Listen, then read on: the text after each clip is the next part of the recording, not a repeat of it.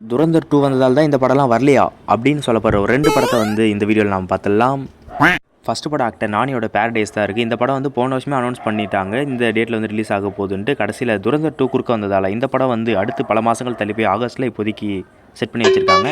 ரெண்டாவதாக பார்த்தீங்கன்னா நம்ம ஆக்டர் யாஷோட ஆக்டிங்கில் பேன் இந்தியன் மூவியாக ரிலீஸ் ஆக இருந்த டாக்ஸிக் படம் தான் இருக்குது. இந்த படத்தோட போஸ்டர் டிசைன் எல்லாமே பயங்கரமாக இருந்துச்சு. இந்த படத்துக்கு வந்து ஆக்சுவலாக ஒரு மோஸ்ட் எக்ஸ்பெக்டடாக இருந்துச்சு.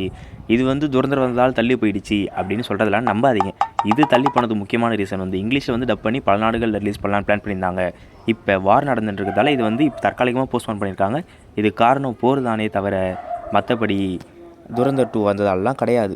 இந்த 2 கேட்டகரியும் தாண்டி எந்த படம் வந்தால் எனக்கு என்னென்னு ரிலீஸ் ஆன படம் தான் என்னோட ஆக்டிங்கில் யூத். இந்த படம் வந்து தமிழ்நாட்டில் பயங்கரமாக பாசிட்டிவ் ரெஸ்பான்ஸ், அதே மாதிரி நிறைய தேட்டரில் ஓடிட்டுருக்கு.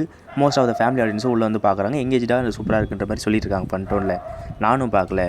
நீங்கள் யாருன்னா பார்த்துவீங்கன்னா அந்த படம் எப்படி இருந்துச்சுன்றதை கமெண்ட்டில் போட்டு போயிடுங்க. இன்னொரு வீடியோவில் பார்க்குறேன்.